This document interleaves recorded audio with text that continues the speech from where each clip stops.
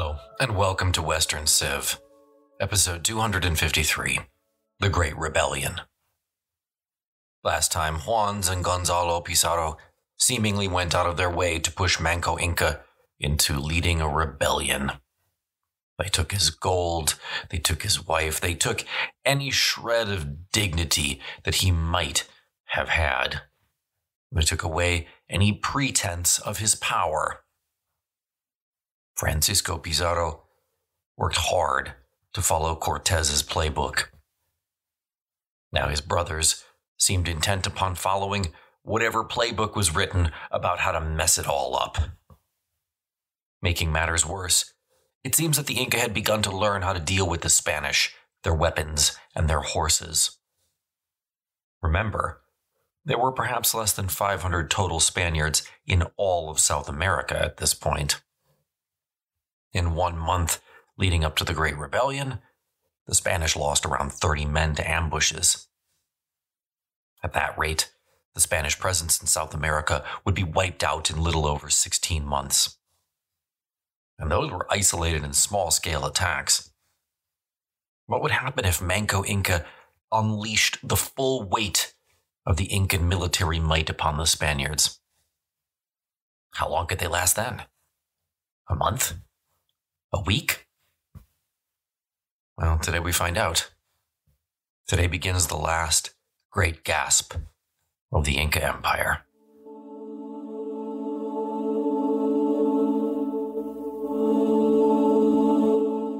When Manco Inca and the high priest Vilac Umu reached the Inca town of Lares, they found nobles from across the Inca Empire assembled and waiting for them.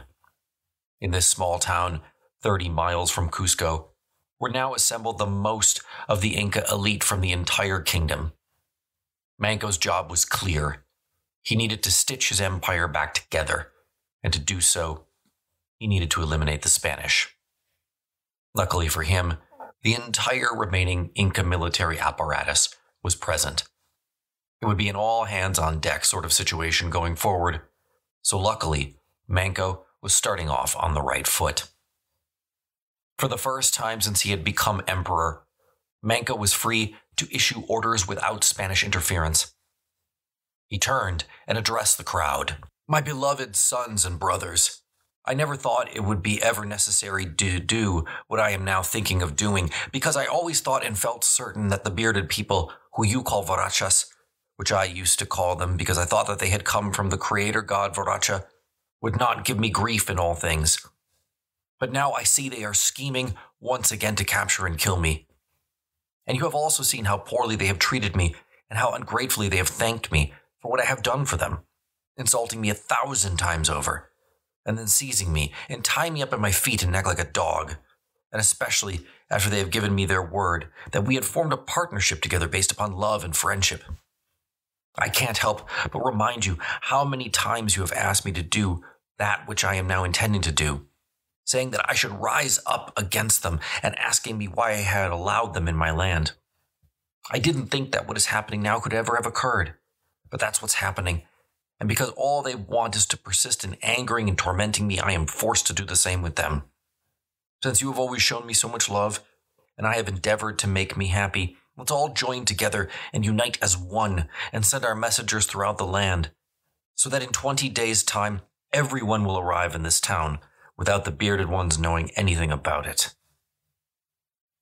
He ended by saying, quote, "I am determined to leave no Christian alive in this land. Thus, I want to first surround Cuzco.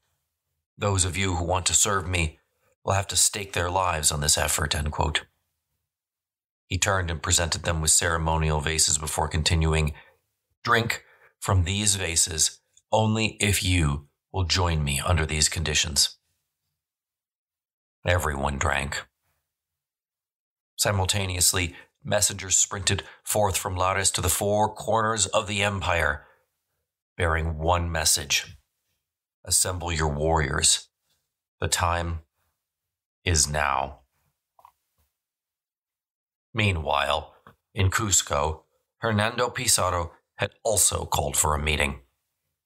Hernando now finally admitted that Manco Inca had deceived him and was likely organizing a rebellion. Reports had been coming in, Hernando now told the assembled Spaniards, of large movements of native troops in the UK Valley, only 15 miles to the north. The renegade emperor was now headquartered in the town of Calca, overseeing the gathering of native forces. Obviously, Hernando said, he had made an error in judgment in allowing Manco and Vilac Umu to leave.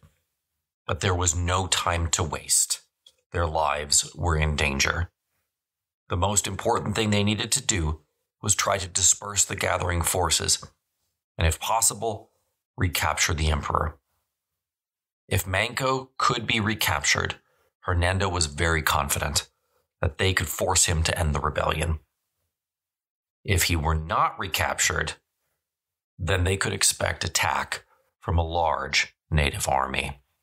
Hernando decided to send his brother Juan with a cavalry detachment out to a nearby valley in the hopes of both reconnoitering for evidence of the rebellion and to recapture Manco Inca. Juan and his men rode to the valley, but when they reached the edge of the plateau, they could scarcely believe their eyes. Beneath them, what had been a green valley had been transformed into a carpet of beige Inca tunics. The rumors of the Inca army had seemingly been transformed into reality overnight. Despite the initial shock, Juan Pizarro soon led his cavalry down into the valley. It was there that native informants had told him Manco Inca was directing the rebellion. Manco had taken careful precautions, however, even before the Spaniards had arrived. Native troops destroyed all the bridges over the river that basically bisected the valley into two. He then positioned his warriors on the opposite bank, who stood from an elevated position, yelling and taunting the Spaniards from below. With little choice other than to proceed, though, Juan Pizarro splashed his horse into the river and galloped through. Native warriors immediately began throwing all kinds of objects, swinging their slings and throwing spears as the horses struggled across. A hail of stone missiles either shot plumes of water into the air or else made metallic clanging sounds as they slammed into the Spaniards' armor. When they emerged on the opposite sides, the Spaniards immediately spurred their mounts toward the sling throwers, who then began to run. The Spaniards easily speared them with their lances or sliced at them with the swords. The masses of native soldiers, meanwhile, who were really just newly conscripted peasants who had just arrived moments before, retreated up the hillside, having no doubt been instructed by their commanders that the steep terrain would prevent attacks by the Spaniards. After a series of charges and feints, which were largely unsuccessful again because they're now going up an extreme incline, Juan suddenly broke off the attack and galloped with his men toward the town of Calca, where they immediately began a door-to-door search for Manco Inca. Manco Inca, however, had previously escaped. For the next 3 days, the Spaniards remained in Calca debating what to do, while the Inca army maintained its position on the hillside. Given the warriors' extreme numbers, it was a little bit surprising to the Spaniards that they didn't attack. The Inca commanders seemed really quite content to just allow the Spaniards remain virtually unopposed in Calca. 4 days after the arrival, however, the Spaniards learned why no attack had occurred. A lone rider from Cuzco arrived in a great hurry bearing a message from Hernando. Juan's forces were to return to Cuzco at once in all speed. Massive numbers of native troops had suddenly appeared on the hillsides surrounding the capital. If Juan and his cavalry didn't return at once, Hernando and his remaining Spaniards would be unable to hold the city. In other words, Juan had been duped. He lost no time, though, gathering up his men and galloped out of town. As the Spaniards rode past the fortress of Saint-Humant, they could not believe their eyes. Overnight, hills that had been completely devoid of natives when they rode past the first time had suddenly filled with Inca troops. It was as though they were emerging from the land itself. So numerous were the natives that it was difficult for Juan to find a way back into town that was not already cut off. The returning conquistadors now made a dash down into the city, rejoining the relieved Spanish citizens that they had left behind, with a mere 10 horses. Given that the Spaniards on foot were just so much less effective at inflicting damage on the natives than were cavalrymen, Hernando and the 126 men who had remained in the capital almost certainly would have been overwhelmed if Manco's troops had attacked while Juan was away. But even now, with a total cavalry force of 86 horsemen, the odds against them were enormous. Pedro Pizarro, who had returned with Juan, recalled, quote, "When we returned, we found many squadrons of warriors continuously arriving and camping on the steepest places around Cuzco to await the arrival of all their men. After they arrived, they camped on the plains as well as on the hills. So numerous were the rebel troops that came here that they covered the fields, and day by day, it looked as if they had spread a black cloth cut over the ground for half a league around the city of Cuzco. At night, there were so many rebel campfires that it looked like nothing other than a cloudless sky full of stars." End quote. In the days that followed, the Spaniards watched with growing anxiety as more and more native troops poured in, filling the gaps on the hills around them. Clearly, Juan, Hernando, and the rest of the Spaniards had been caught totally off guard by the size and scope of this rebellion. Neither the Spaniards nor their native spies had even been aware that a massive rebellion had been brewing. Presently, there were 196 Spaniards trapped in Cuzco, and those Spaniards had no clue how many men they were facing. Just those that they could see were too many to count. And who knew how many more men were on their way to Cuzco?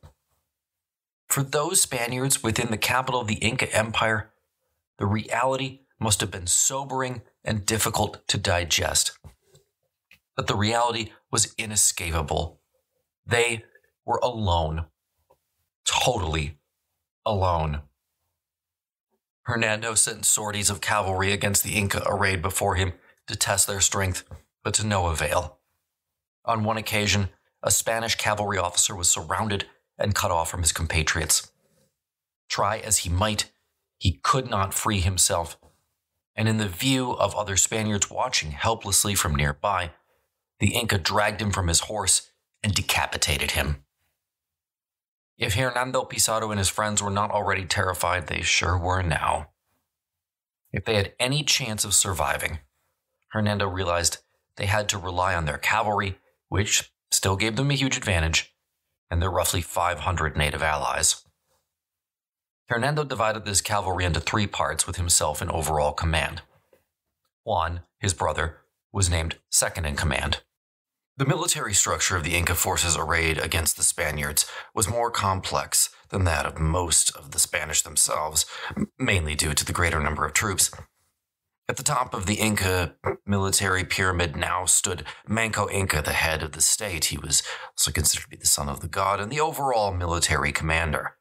Alongside him was the high priest, Velak Umu. I don't give a lot of names of Inca military commanders throughout these episodes because some of them tend to come and go, but Velak Umu has some staying power. That's why I focus on him. In charge of the actual siege of the armies around Cuzco is a new general, General Inquil, who is aided by a lieutenant whose name I'm not going to bother giving you.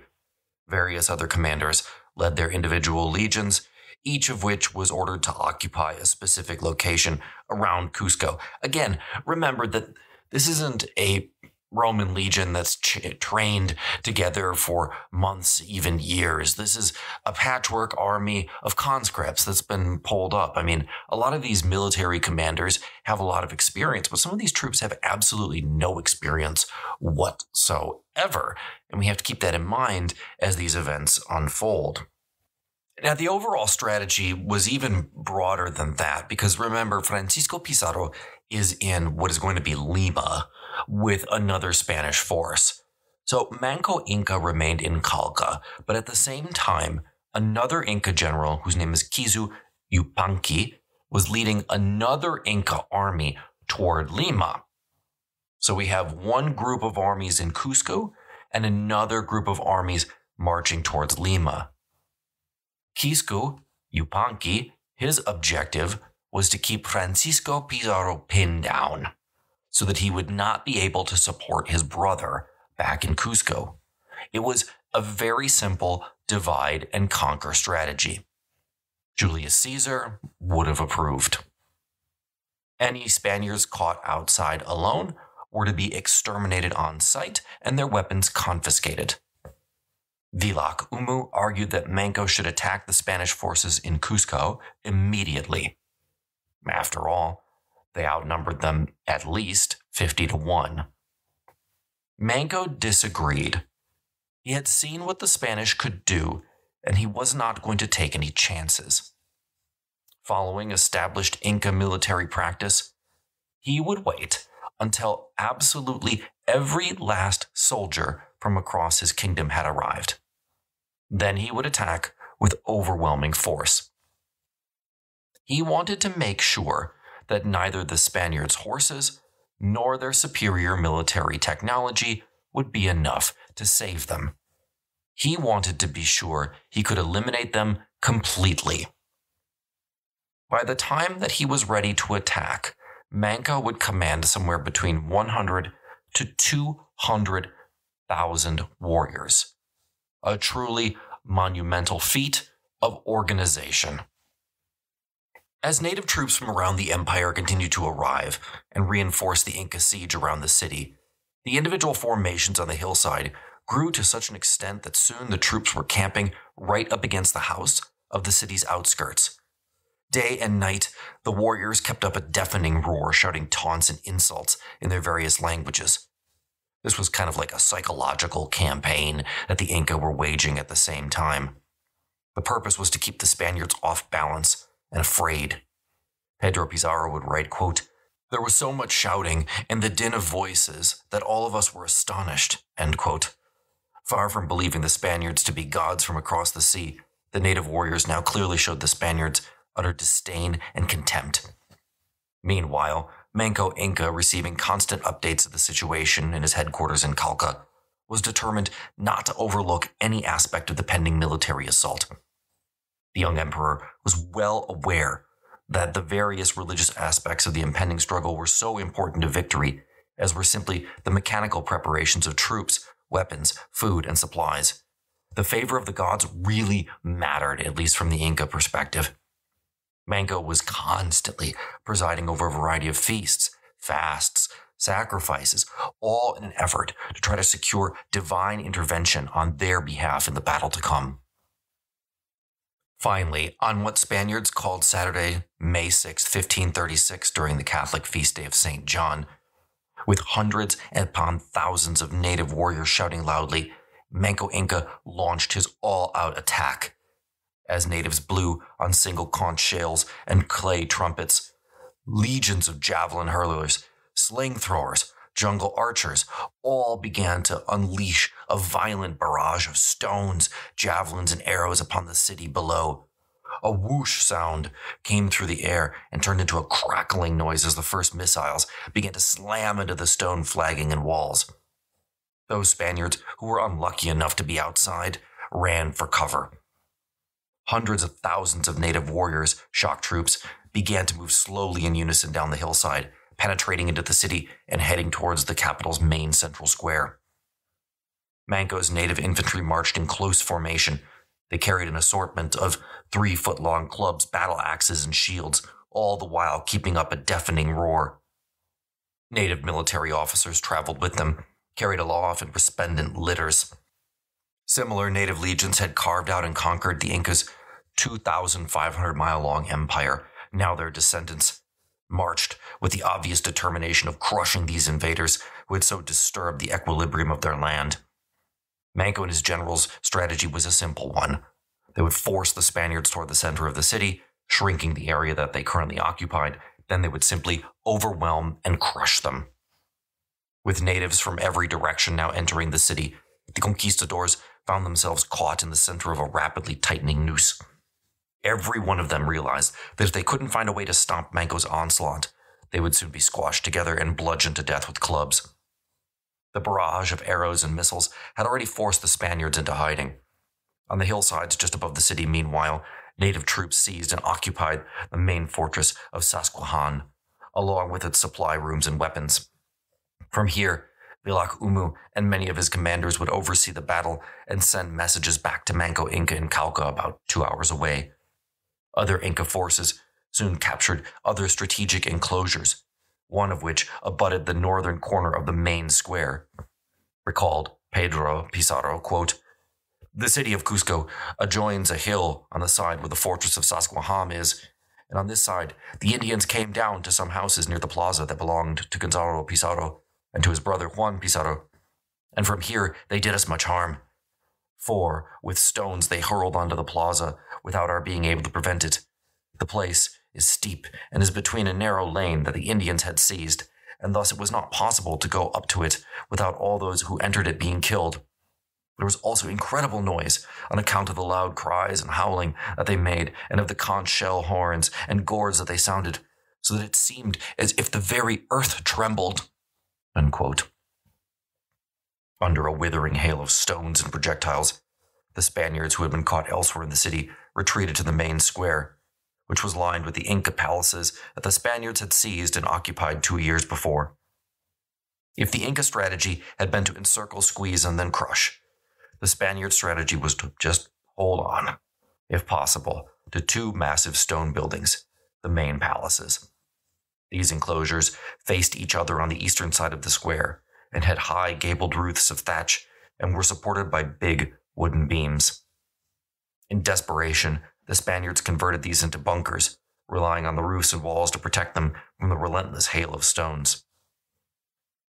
One of these 2 buildings was under the command of Hernando Pizarro, the other under the command of Hernan Ponce de Leon, not the guy from the Fountain of Youth. This guy's actually the former partner of De Soto. So fierce was the native bombardment directed at them that the frightened Spaniards were now unable even to venture out from either building. From within the dim interiors, they just knelt and prayed, while outside rocks continued to thud fiercely against the walls. According to one survivor, quote, "There were so many slingshot stones coming in through the entryways of the doors that it seemed like a dense hail at the time when the heavens are hailing furiously," end quote. Forced to relinquish control of the city except for this small portion of the main square, Pedro Pizarro recounted, quote, "Hernando Pizarro and his captains assembled many times to discuss what should be done. Some said we ought to desert the town and flee, while others said that we should hole up in the great hall of the palace, which was a great enclosure where we might all be, but it had one doorway and a very high wall of stone masonry. But none of this advice was any good, for had we left Cuzco, they would have killed us all in many bad passes that are there, and had we taken refuge in the enclosure, they would have imprisoned us with adobe bricks and stones due to the huge number of native troops that there were." End quote. Before Hernando could react, though, a devastating new problem appeared. Seemingly without warning, the roofs of the houses within the city began exploding into flames. Evidently, Manco had decided he would either rid himself of the Spanish or he would burn Cuzco to the ground. His warriors began heating stones until they were glowing hot, then wrapping them in cotton before hurling them like slingshots into the city. These tiny Molotov cocktails immediately ignited the roofs of the thatched buildings within the city. Now Hernando found himself facing Manco warriors outside the city and a conflagration within it. It was not long before the roof of the former palace within which the Spaniards had made their base camp caught on fire. One Spaniard recalled, quote, "There happened to be a very strong wind that day, and as the roofs of the houses were made of thatched, it seemed at one point as if the entire city were one great sheet of flame.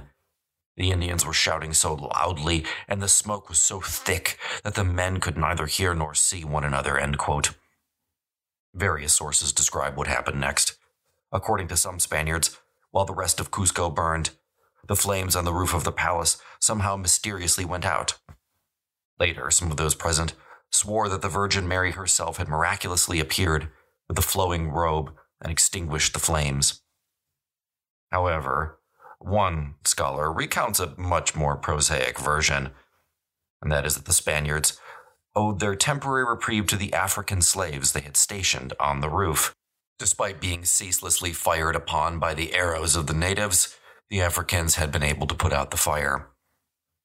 With much of the city burning, and realizing that if they stayed within the two buildings that they might soon be roasted to death, Hernando Pizarro decided that he and his men had no choice but to leave the relative safety of the building and launch a counterattack.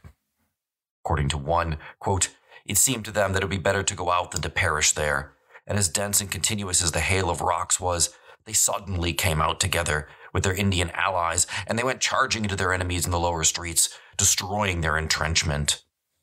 Another chronicler added, "When these native warriors saw the Spaniards all gathered together, they fell upon them with great ferocity, hoping to overrun them. The cavalry attacked them and held them up valiantly, and both sides fought with great courage. Arrows and stones shot from slings rained down on the Spaniards in a remarkable way, but the horses, lances, and armor were sufficient to cope with them, and they made no attack without leaving at least 150 or 200 Indians dead on the ground." As flaming roofs began to collapse and crash throughout the city, native warriors were now able to run along the tops of the newly exposed walls, thus gaining the advantage of height over the Spaniards, and allowing themselves to be protected from cavalry charges. All day, as smoke poured from the city, the battle raged fiercely. The Incas were primarily day fighters, however, and refused to fight at night. Manco warriors on the first night seemed content to consolidate their advance into the city by building barricades, further encircling the Spaniards within. That night, according to one chronicler, quote, "As they, the Spaniards, knew of no solution, their principal help came in resorting to God, such that all night in the makeshift church built within the palace, they prayed for God to help them on their knees and with their hands clasped near their mouths, which a lot of Indians saw, and even those Spaniards who were on the plaza guarding did the same, as well as many of the Indian allies." End quote. Another chronicler reports the same, writing, quote, "On their knees, the Christians begged for God's mercy and called upon the Virgin Mary and all their saints. With tears in their eyes, they prayed around, quote, 'Bless us, St. James, bless us, Holy Mary, God save us.' They humbled themselves, and with their weapons actually in their hands, appealed to the Holy Mary," end quote. That evening, Hernando Pizarro called a general meeting. Luckily for the Spanish, Hernando was a natural leader, even though he might be detested by some, who was extremely cool under pressure. Everyone realized their lives depended on this man. He stood and addressed the crowd as follows. "Gentlemen, I've asked you here to meet me in order to speak to all of you because it appears to me that the Indians are shaming us more and more. I believe that the reason for this is the lack of forcefulness and timidity that some of you have shown. That's why we have abandoned most of the city. I don't want it said of me that the land that Don Francisco Pizarro, my brother, conquered and populated, was lost in any way, shape, or form because of fear. Because anyone who really knows the Indians knows that weakness on our part only makes them stronger. In the name of God and our King, and defending our houses and our estates, we will die if we must. Let's strengthen our resolve with the understanding of why we have to fight, and then we will not feel danger, because you already know that with courage one can achieve what appears impossible. And without it, even that which is easy is made difficult. That is why I urge upon you, and I am asking that all of you agree to this, because divided we'll be lost, even without an enemy." Unanimously, the men agreed to fight on, with no thought to their personal safety. While outside, the number of Incan fires set by native troops seemed to outnumber the very stars. Both sides, oddly, felt optimistic about the battle that day. The Spaniards believed they had weathered the storm. The Inca believed that they had the Spaniards pinned down in 2 buildings. Manco Inca sent messengers out to his commanders that tomorrow they would finish the Spanish in Cuzco and move on to Lima. In his mind, it was all over. The next day, soon after dawn, a great roar went up from the hundreds of thousands of native warriors on the hillsides. Once again, hordes of native troops descended upon the city, filling the streets and marching toward the main square, where they expected the Spaniards to make their final stand. In and around the same square, Spanish cavalry and foot soldiers waited, along with African slaves and native auxiliaries. Manco's troops soon began setting afire rooftops that had somehow escaped the conflagration the previous day. Thus, as the city continued to smoke and burn, warriors ran along the tops of house walls, hurling javelins and slinging stones down upon their enemies. Afraid that Manco's troops might try to set their last two buildings on fire, the Spanish had purposefully posted men on both rooftops. These men were busy putting out fires as the sling throwers or jungle warriors fired hot stones or flaming arrows at them. Meanwhile, in the narrow streets below, the two opposing forces met and grappled with each other in combat that was designed to settle the fate of Peru. With their military options reduced, the Spaniards relied upon one simple strategy. In order to prevent the small area that they presently held from being overrun, their 3 cavalry units continually charged the native warriors in an effort to disrupt their attacks. Everyone agreed it was better to meet one's end fighting on the open square or upon the narrow streets than to be caught cowering in one of the bunkers. No Spaniard wanted to be trapped inside either building, burned, or clubbed to death. Thus, like the native warriors attacking them, the Spaniards fought savagely, stabbing and slicing at the enemy with their lances and swords, butchering native after native, and leaving on the ground pools and puddles of gore and blood. Maneuverability for the cavalry had become difficult. The force of the cavalry was further blunted by the number of native innovations. For example, when one 23-year-old cavalry officer led a charge down one of Cuzco's narrow streets, a group of Manco's warriors suddenly pushed a high wall over which collapsed on top of him and his men. They were knocked from their horses, would have certainly been killed if they were not rescued by their native auxiliaries. Meanwhile, on the hillsides around the city, Manco's troops had been busy implementing additional strategies in an effort to neutralize the Spanish horses. On flat agricultural terraces that the Incas called andanes, and which they had used to transform the sloping hillsides in certain areas into a series of giant staggered platforms, native warriors now dug pits in order to prevent cavalry charges. Elsewhere in the surrounding hills, other natives disrupted aqueducts leading into the city, flooding the flatlands along the rim of the valley and making it impossible for horses to gallop on the marshy ground. Within Cuzco, Manco's troops continued building more and more wicker barricades, using these to block off entire streets and thus restrict the horses' mobility. As the cavalrymen wheeled on their horses and attempted to cope with so many new obstacles, Manco's warriors now unleashed a new weapon, one they had previously only used when hunting deer and other large game. One of the siege's survivors wrote as follows: "They have many offensive weapons, such as lances, arrows, clubs, axes, halberds, darts, and slings, and another type of weapon that they call the ailas, which were made from 3 round stones, placed and sewn up in leather bags and attached to a cord a yard long. They throw these at the horses, and thus bind their legs together, and sometimes they will hit the rider and bind a man's arms to his body. These Indians are so good at this that they can bring down a deer in the countryside." Spaniards soon began calling these Incas' new strange weapon bolas, or balls. In response to the Incas' latest tactics, the Spaniards were forced to quickly come up with counter-strategies of their own. Because of the bolas, the cavalrymen now needed foot soldiers to accompany them in order to cut them free when they became entangled. Parties of Spanish horsemen and infantry, meanwhile, worked feverishly to destroy the barricades in the streets. Although no Spaniard had yet been killed, many had nevertheless received serious wounds on their arms, hands, legs, and faces, and all of them realized that the desperate situation would have been even worse without the help of their native auxiliaries. One man recounted, quote, "The friendly Indians were of great help in curing the wounds and administering to all other needs, bringing healing herbs and food to eat. On seeing this, many of the Spaniards themselves said that they were in such straits that they did not know what would have happened if it had not been for the help of those Indians," end quote. Despite the Incas' best efforts, the Spaniards were still able to kill several hundred native warriors while suffering no fatalities themselves, although it is likely that many of their native auxiliaries did lose their lives.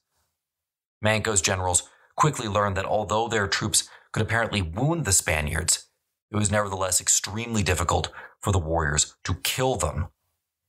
Only by surrounding a cavalryman and pulling him from his horse did they have a chance at killing an armored Spaniard in hand-to-hand combat.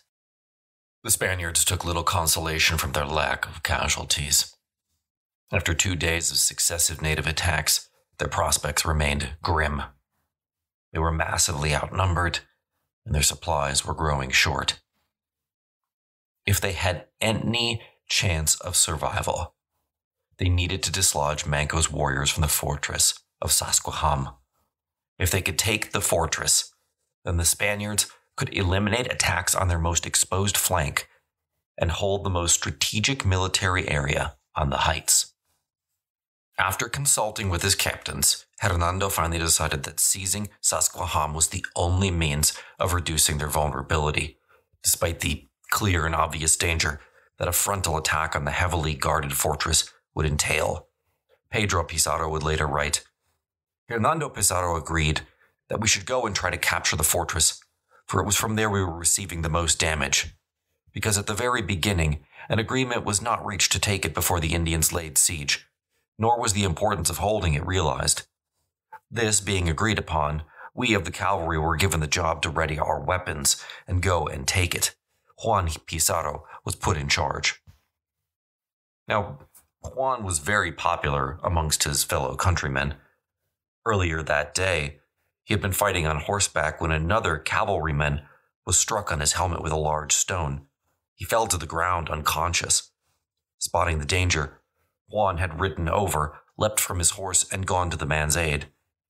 As Juan was dragging the fallen comrade to safety, a native sling thrower unleashed a stone that struck him squarely in the jaw. Although he was stunned, Juan managed to pull his companion to safety. By evening, though, Juan's jaw had become so swollen that he was no longer able to wear a helmet. Nevertheless, he was 23 years old, ready, and willing to lead an attack on Sasquaham as Hernando had asked. Helmet or no helmet, Juan was going forward. The fortress Juan had to storm was formidable, to say the least. Sasquaham was built on a rocky edge on the northern part of the city, protected on 3 sides by steep slopes, which prevented a direct attack. On its northern side, facing away from the city, the fortress fronted a grassy plain that the Incas frequently had used for festivals. Since the fortress was pregnable only from that direction, the Incas built a series of giant walls there with which to defend it. As one later scholar would write, quote, on the side of the fortress that is less steep, there are 3 walls, one above the other. The most beautiful thing that can be seen among the buildings of that land are these walls, because they are of stone so large that no one who sees them would say they had been placed there by human hands, for they are as large as chunks of mountains. And they have a height of 30 palms, about 21 feet, and a length of many more. These walls twist, more or less zigzag, in such a way that if they are bombarded, it is impossible to do so from directly in front, but only obliquely.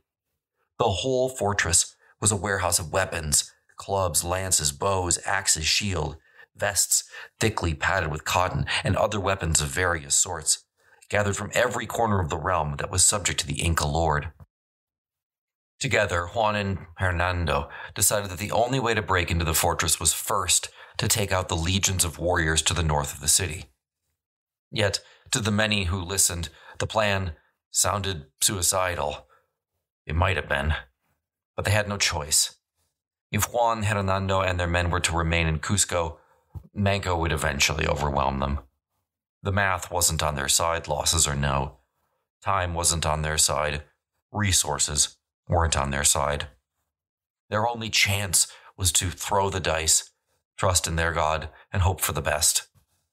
And so, on the morning of May the 13th, 1536, Juan Pizarro and about 50 horsemen, quote, emerged from the church and mounted their horses as if they were going to fight and started to look from side to side.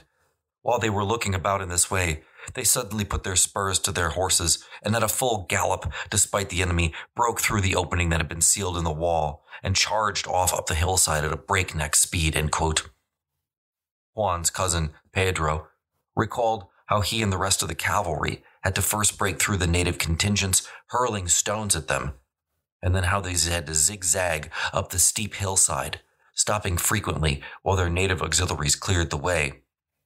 He would later write again, quote, we went up through Carmeneca, a very narrow road, bordered on one side by a hillside and the other by a ravine deep in some places. And from this ravine, they inflicted much damage on us, with stones and arrows, and they had also destroyed the road in some places, and had made many holes in it. We went this way with great effort and difficulty, because we kept stopping and waiting while the few friendly Indians we had with us, fewer than 100, filled up the holes and repaired the roads." End quote. The Spanish cavalry then wheeled east and charged in the direction of the fortress, quickly reaching the grassy plain that stretched before its northern wall. But now Juan really had a problem. His horses might be a devastating weapon, but he was looking at a 3,000-foot-long wall, built of truly gargantuan stones, each one weighing 360 tons or more. As mentioned, these rose between 21 to 28 feet in the air. And, look, as great as their horses were, they can't ride up a vertical wall. Making matters worse, Manco had troops on every terrace, ready to rain down projectiles on the Spaniards if they came.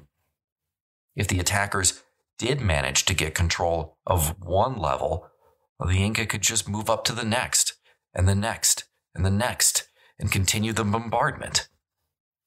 Even those who had not originally questioned the sanity of the plans must now have been having second thoughts.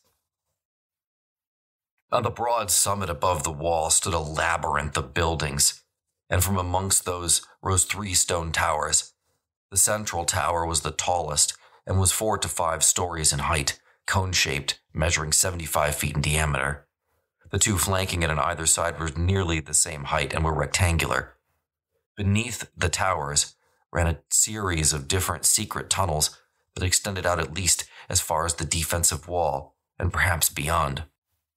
Built during the previous century, Sasquaham, which actually means Fortress of the Satisfied Falcon, was so big that the entire population of Cuzco, if necessary, could find refuge within it.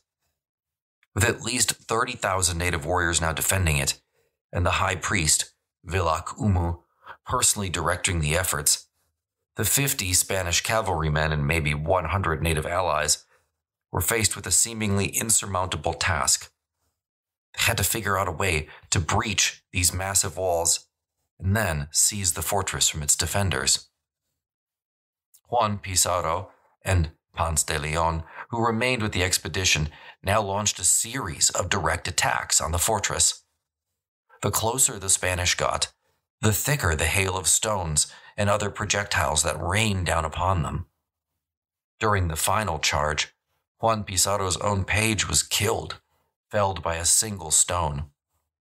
Many other Spaniards had their horses wounded in what was becoming an increasingly desperate struggle. Not able to wear a helmet due to the head wound he had suffered the day before, with the last rays of sun falling, Juan urged on his fellow cavalrymen for one final charge, shouting the traditional cries of Santiago, before galloping across the grassy plain as stone missiles began to whiz down on top of them, bouncing back up from the ground like massive hailstones. Wheeling to stop before the main gate and protecting themselves with their shields, the Spaniards leapt from their horses, then threw themselves against a large wicker barrier that had sealed the gateway. Somehow breaking through, the Spaniards now began to force their way up the stone stairway that led to the first terrace. As the native defenders rushed to close off the breach, an increasingly heavy volley of rocks and missiles rained down upon the Spaniards from above, loudly clanging off their armor. The warriors' fierce counterattack soon forced the Spaniards to retreat back down the stairway and out onto the plain. Shouting at his men to renew their efforts, Juan once again surged forward, swinging his sword fiercely and forcing his way ahead, almost hurling himself against a tide of native bodies. Juan's cousin Pedro recalled what happened next. Quote, "From a terrace that is on one side of the courtyard, they showered us with so many stones and arrows that we could not protect ourselves. And for this reason, Juan Pizarro shoved some of the infantrymen toward the terrace, which was so low, so that some of the Spaniards might get up on it and drive the Indians from there. And while he was fighting with these Indians in order to drive them away, Juan neglected to cover his head with his shield, and with so many stones that they were throwing, one of them hit him on the head and cracked his skull. Bleeding from what was an obviously serious head injury, Juan nevertheless continued fighting until his Spaniards and their native allies had gained a foothold on the first terrace. But with darkness descending and still being pummeled from the two sets of walls above them, the Spaniards were gradually forced once again to retreat, back down the wall and across the plain, some remounting their horses, while others just stumbled backwards, holding up their shields for protection. Manco's warriors, meanwhile, advanced after them, shouting insults, while others continued to relentlessly whirl and launch a seemingly inexhaustible supply of stones. Reaching the relative safety of some of the buildings beyond the wall, Juan Pizarro now collapsed. Native auxiliaries carried him back down the steep hillside and into the city, and he would drift in and out of consciousness for the next few days, while the battle continued to swirl around him. 3 days after his assault on Susquehanna, the 25-year-old was lucid enough to dictate his will, which a notary duly recorded as follows, quote, "I, Juan Pizarro, citizen of this great city of Cuzco, in the kingdom of New Castile, firstly, I commend my soul to God, who created and redeemed it with his precious blood and body, and I order that if God decides to take me from this present life because of the sickness I now have, that my body be buried in the main church in this city until such a time as my brothers, Hernando Pizarro and Gonzalo Pizarro, carry my bones back to Spain. I order that on the day of my death a requiem mass be sung, and that a mass be sung on each of the following 9 days. I also order, because I have received sexual services from an Indian woman who has given birth to a child whom I do not recognize as my daughter, that nevertheless, because of the services of her mother, I order that if this girl becomes of marriageable age and weds with the blessing of my brother, Hernando Pizarro, that she be given 2,000 ducats for her marriage. However, if she dies before marrying without heirs, it is my desire that the 2,000 ducats be returned not to her heirs, but to mine.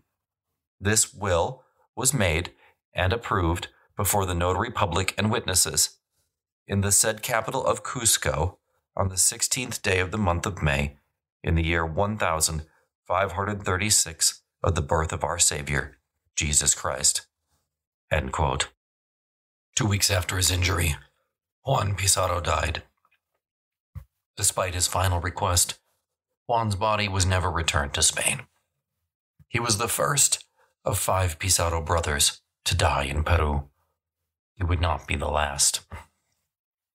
With options running out, Hernando Pizarro wasted no time mourning his brother.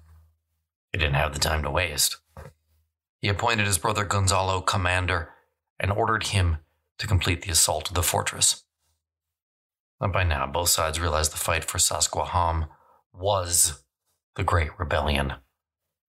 If Manco could hold on to the fortress, he would be able to hold on to his kingdom. If not, then the odds were not in his favor. Manco called up 5,000 more men to defend his fortress. Hernando ordered a dozen more cavalrymen to the front. But these cavalrymen were men who could not now defend Cuzco. Manco could continue to call up additional resources. Hernando had to use what he had. He had no illusions that he would not be reinforced any time soon. All day in Cuzco, the fighting continued. Hundreds of native warriors were slaughtered due to the Spaniards' better armor, horses, and weaponry. Nevertheless, Manco's warriors continued pressing forward. Piles of dead bodies littered the streets of what had once been a glorious capital of the Inca Empire. Above the city, on the grassy plain before Susquehanna, Manco's fresh troops had arrived and now began pressing Gonzalo and his cavalry so much that, quote, the Spaniards were in a very difficult situation with these reinforcements because the Indians who arrived were fresh and attacked with great determination. That night, exhausted, wounded, and increasingly desperate, the Spaniards were nevertheless ready with a new plan. Realizing that Manco might send even more troops the following day, and that their exposed presence above the city only invited greater counterattacks, the Spanish captains decided to mount a night attack on the fortress. The Spaniards knew full well that Manco's troops would never expect such an attack.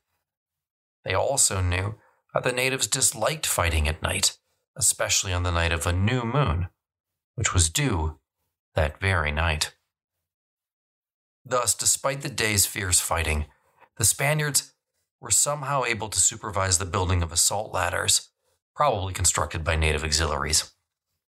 The ladders were similar to those the Spaniards had used on the Iberian Peninsula for century after century to assault the castles of the Moors. Under the cover of darkness, Hernando Pizarro and many other Spanish soldiers from within the city now secretly climbed up the hill to join those above.